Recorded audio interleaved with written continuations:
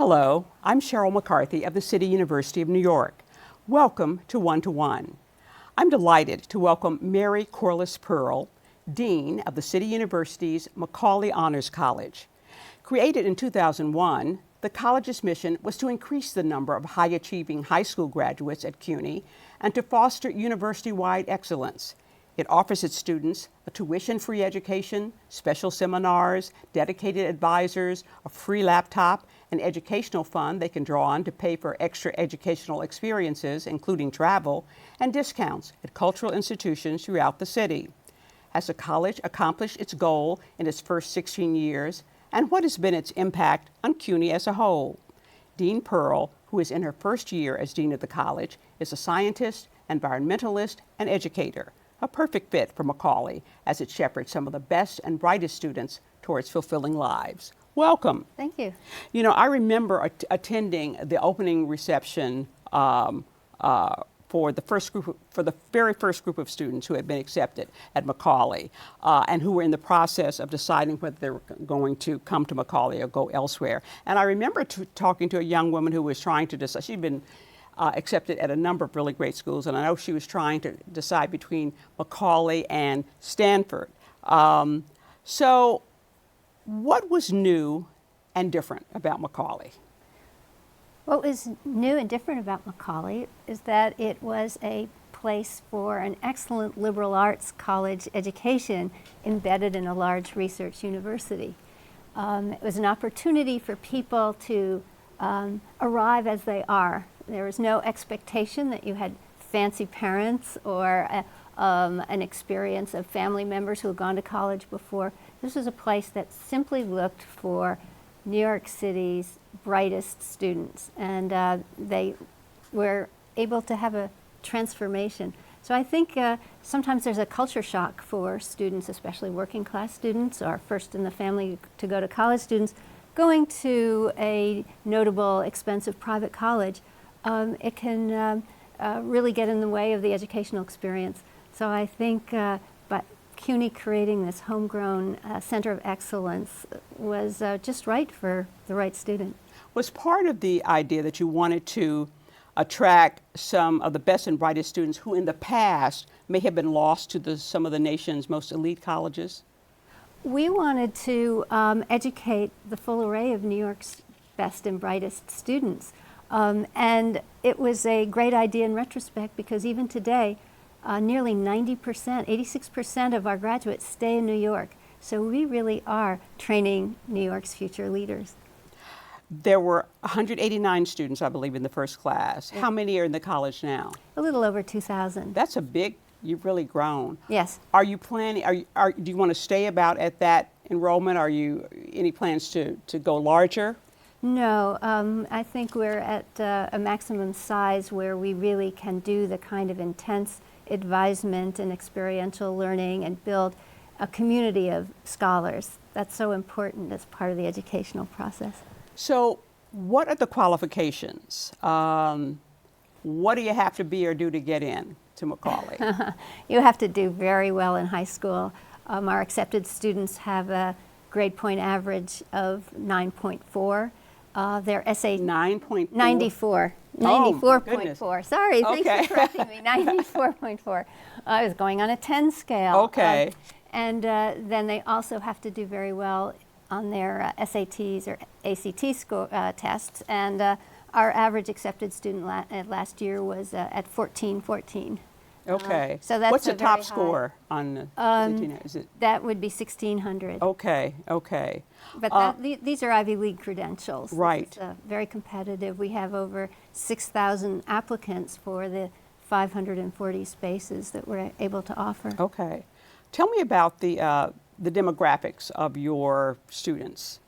Well, they are heavily from immigrant families or immigrants themselves, over 60%. They're from many nationalities. 25% of our students coming in have other than English as their first language. They are skewed more towards STEM subjects, science, technology, engineering, math, than other subjects. Our top majors are biology, chemistry, math, finance. Demographically, they are, if you compare them to the New York City population, they're a little more Asian and white and less African American and Latino. Very low percentage of African Americans, I gather, Yes. at this point. Yes. Only 1%? Yes. Okay. Yes. And okay. about 11% for Latino students. 11% Latino. Okay. How about gender? 60% female, 40% male. It's like That many seems to be colleges. It's across par the for board. across the board. Yes. What's that about? I wish I knew because I can't answer that question. Okay. I wish I could. Some years we have had 50-50, and some Okay. years we've even skewed slightly male. But in the past year, I think I rounded it off. I think we were, even 61-39% difference. Is the low number of African American students a cause for concern? It's a cause for huge concern. When last August, when the chancellor talked to me about what my goals would be for Macaulay, for my priorities, I had 3, and the first of these was increasing our diversity. Because if we are training New York's future leaders, the future leaders are going to come from every community in the city, and I want them all represented at Macaulay. So we have been increasing our outreach to high schools that have high levels of students in these 2 demographic categories. Okay.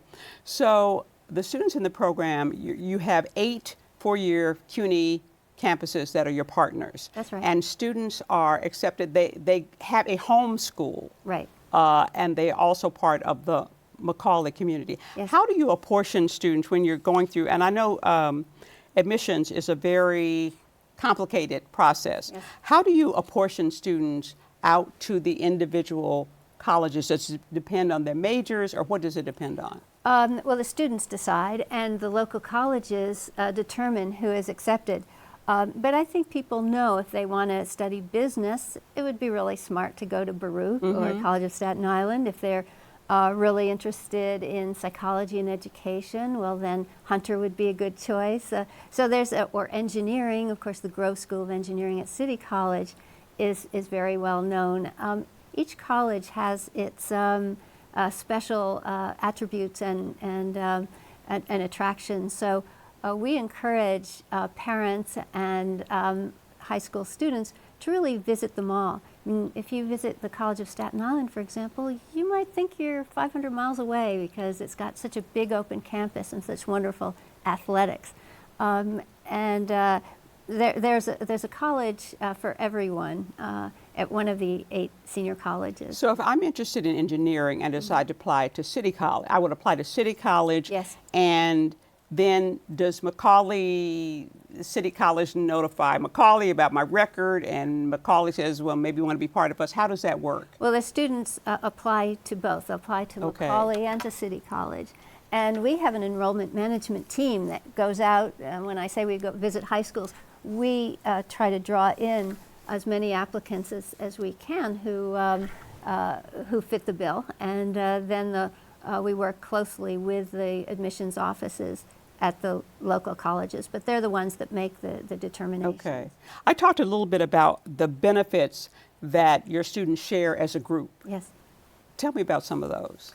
Well, we have intensive advisement, and for many students, they're not aware. As in high school, they know guidance But even counseling. before we get there, Yes. free tuition, right? Yes. No, okay. Oh, I see. Number So the one. common, yes. And then they also, when I say that they have a liberal arts education, we really mean that. They have small seminars in critical thinking in the arts, in social science, in natural science, and in policy in an exciting course called The Future of New York. We also have a computer concepts course that's open to everyone.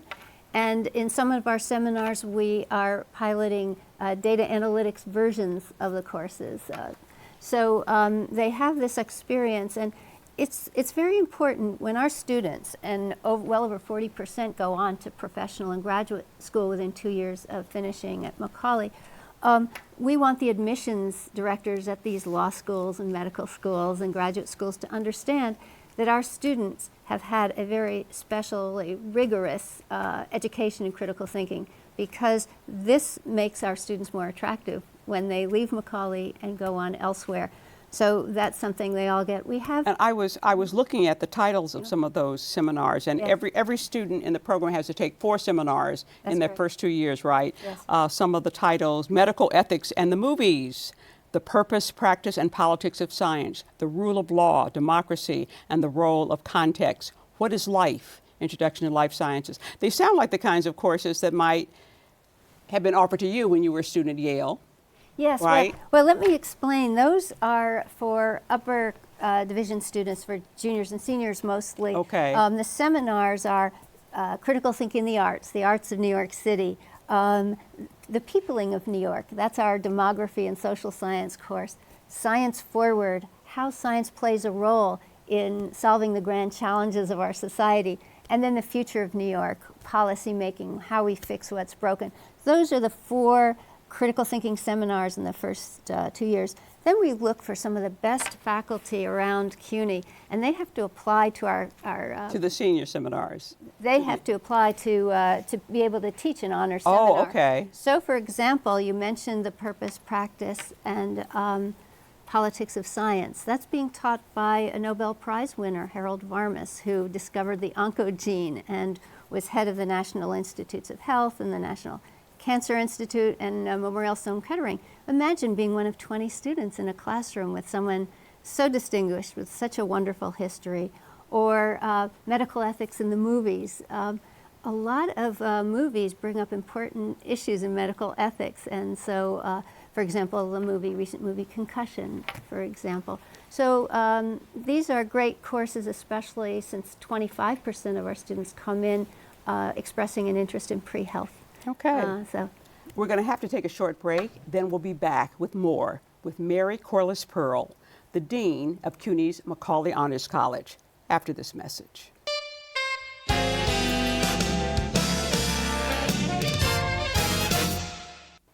Welcome back to One to One. I'm Sheryl McCarthy of the City University of New York, and I'm talking with Mary Corliss Pearl, the Dean of CUNY's Macaulay Honors College.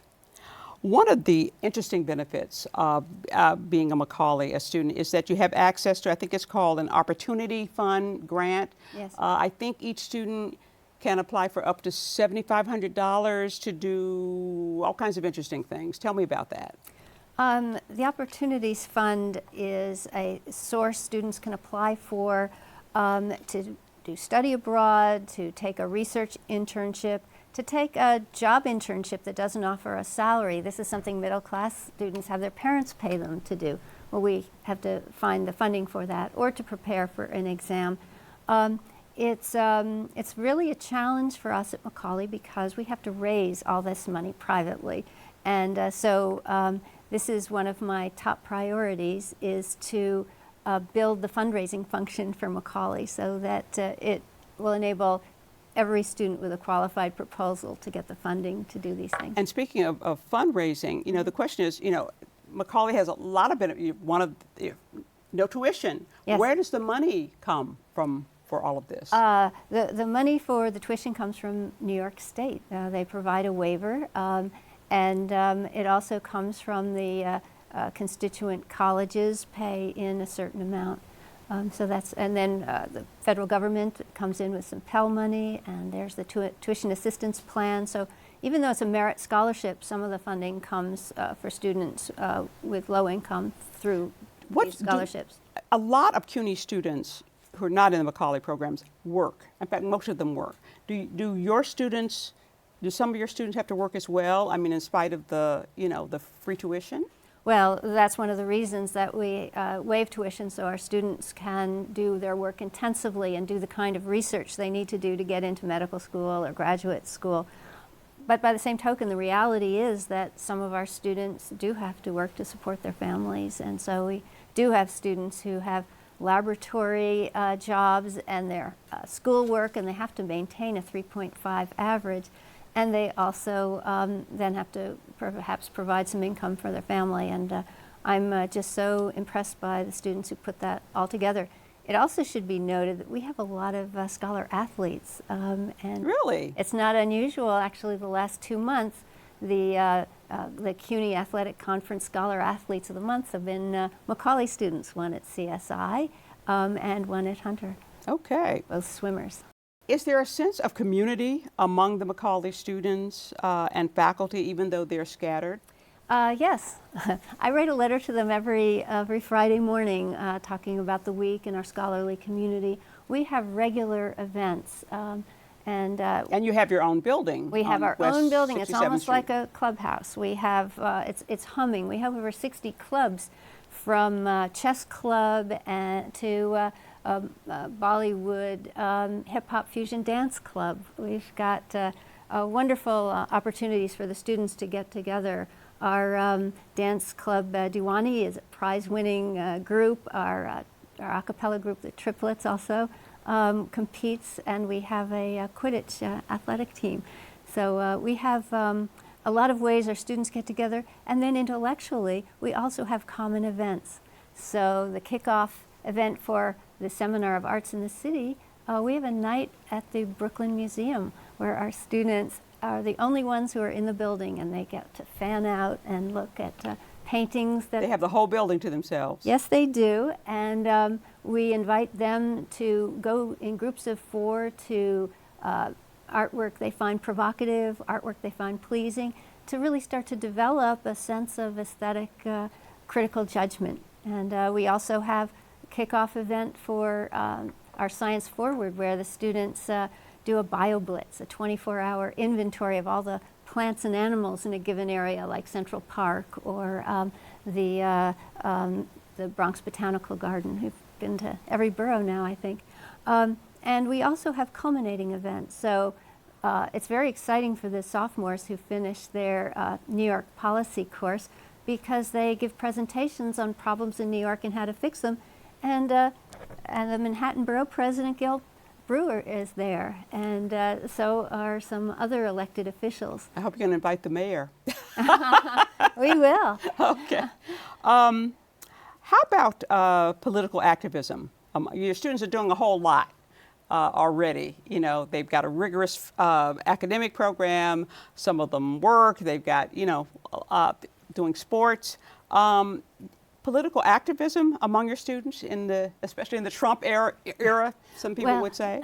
Well, they've always been engaged, and in fact, next week, some alums who work in government are going to come back and talk to the students who work in government. Our students tend to be doers and involved, and we've had, I mentioned the borough president, we've had over 30 interns in her office. We have interns in state government and city government, so they're active in that way.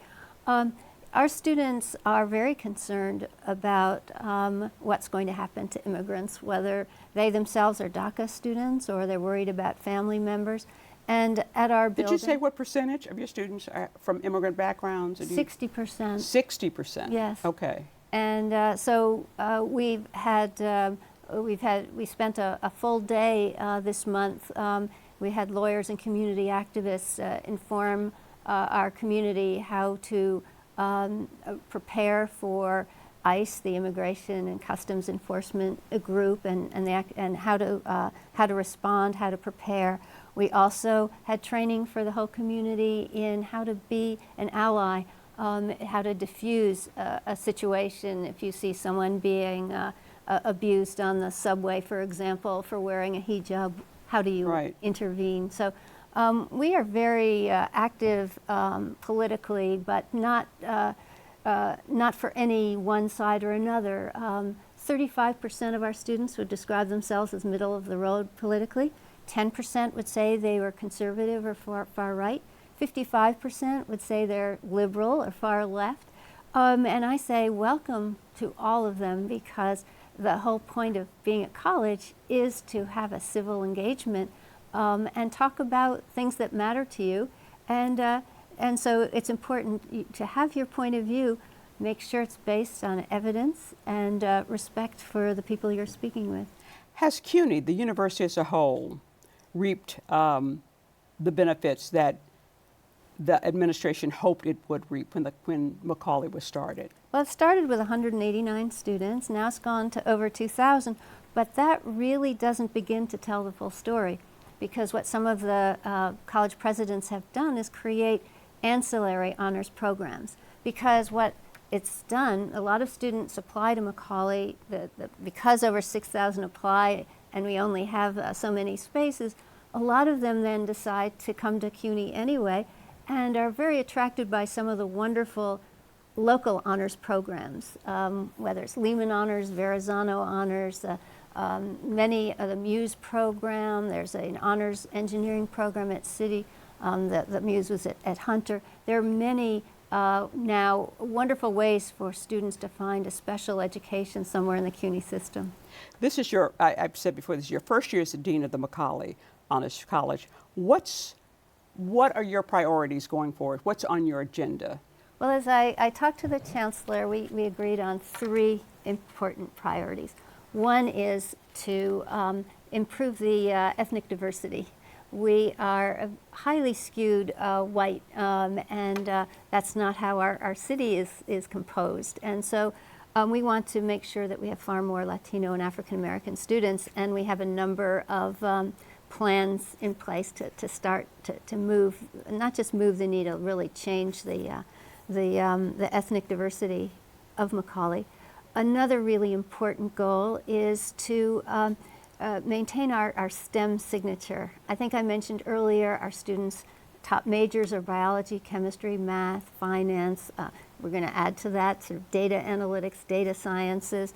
We have a lot of interest in neuroscience. So we want to have kind of a STEM flavor. I should mention that I'm very proud that Macaulay Honors College this year was named one of the top tier public honors colleges. There are hundreds, only 60 were evaluated, and of those 60, there were only 10 that got the top tier rating, and we're the only one in New York that got that. Only one of 3 in the whole Northeast, as a matter of fact.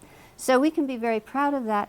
I want us to be known as the public honors college that also has that really special STEM flavor, and that's why we have a Nobel Prize winner teaching a science elective.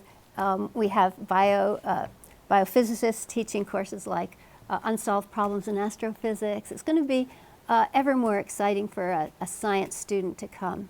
So that's the second priority. And then the third priority is the fundraising machinery that has to be in place to enable us to really do this with flutes and whistles, to fill out the Opportunities Fund, to provide funding for students to do research, to hire faculty members who will be inspiring.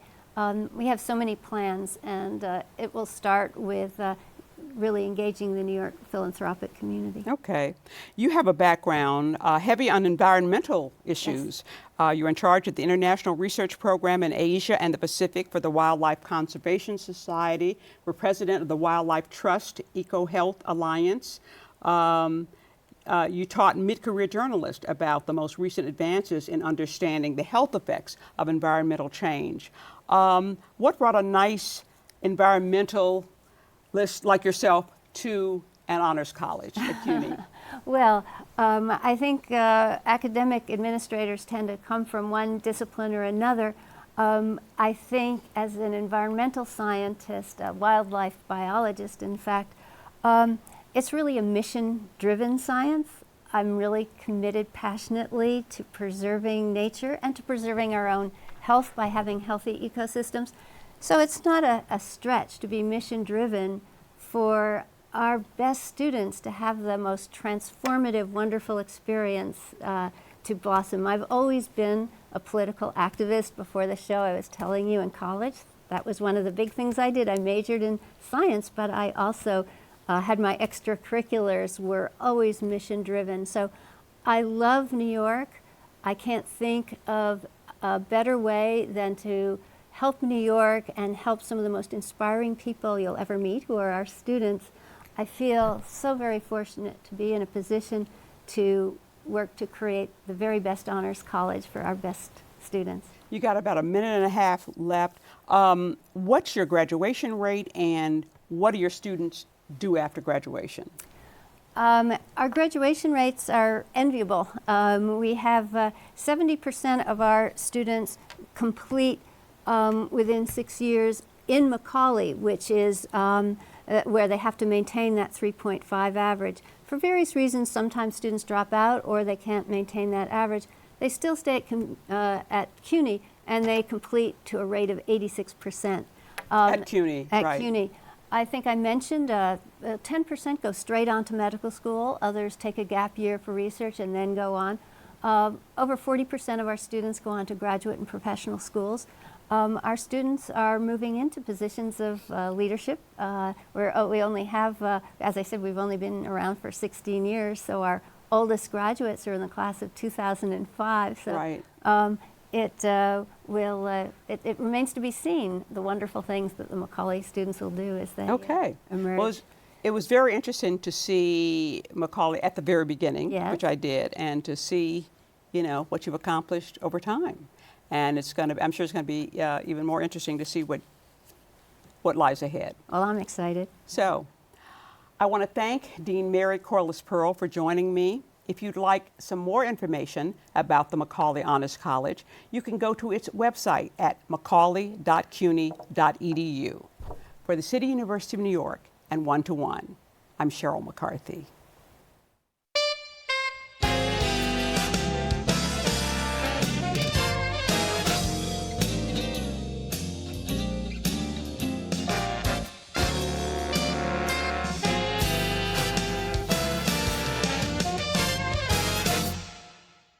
If there are any people you'd like to hear from or topics you'd like us to explore, please let us know. You can write to me at CUNY TV, 365 Fifth Avenue, New York, New York, 10016, or you can go to the website at cuny.tv and click on Contact Us. I look forward to hearing from you.